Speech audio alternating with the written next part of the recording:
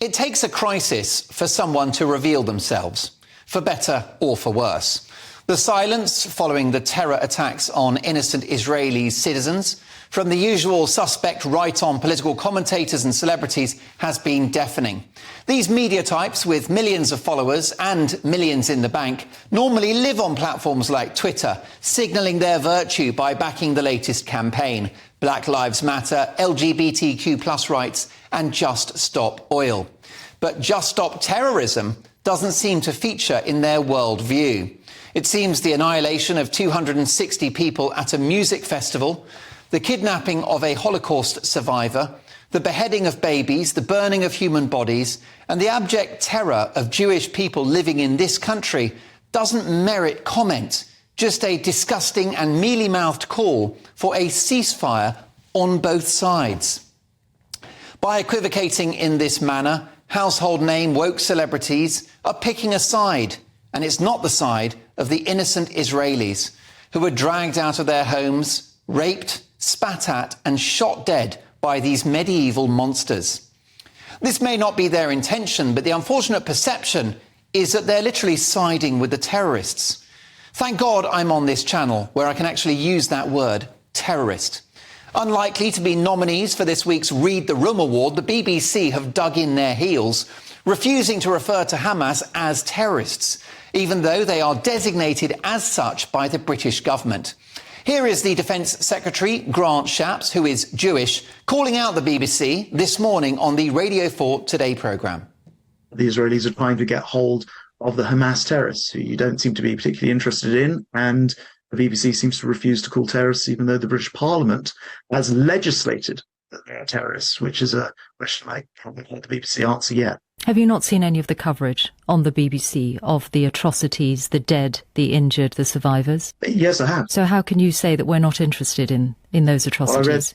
Well, I think it was a very unfortunate article, I think it was by John Simpson, explaining why, although the British Parliament has legislated Hamas as a proscribed organisation and a terrorist, the BBC think it's not appropriate to call them terrorists. Are you aware of the Ofcom code and the rules for all broadcasters?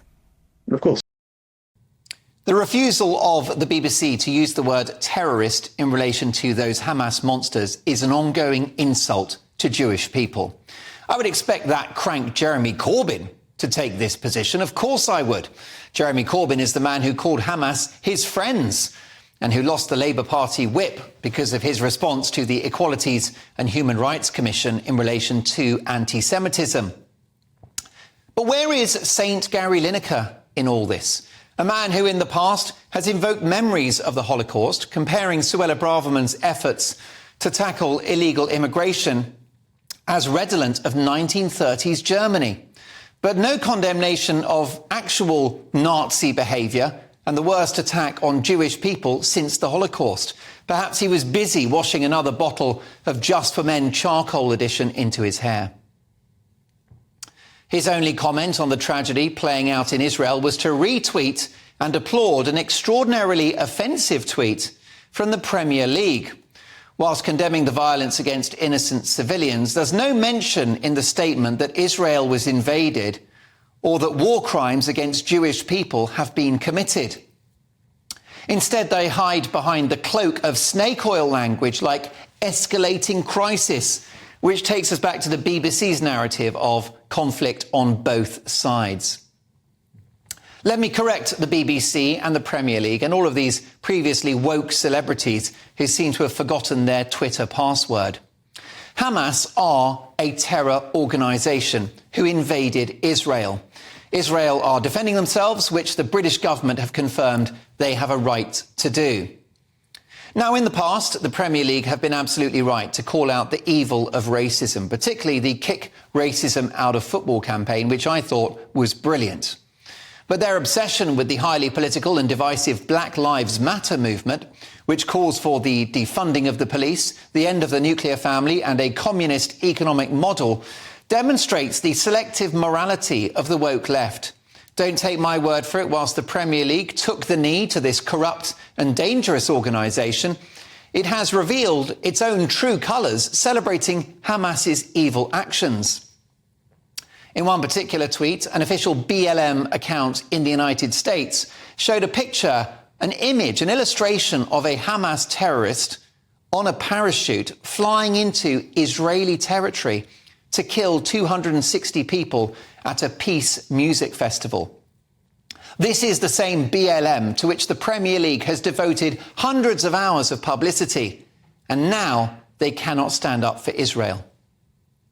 Most egregiously, the Football Association refused to shine the colours of the Israeli flag onto the arch of Wembley, even though these colours have adorned 10 Downing Street and many other public buildings in the country. Football has been dripping in woke ideology for years, with rainbow laces, even though they happily participated in the World Cup in Qatar, where it's illegal to be gay. It's a sport which encourages thousands of people to gamble money they haven't got, aggressively markets junk food and alcohol, rinses the fans to pay the players a small fortune, and pretends to be so inclusive and caring, but has double standards which are eye-watering.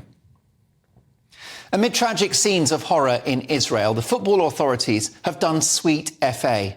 Tackling racism seems to involve leaving Jewish people on the bench. The beautiful game just turned ugly.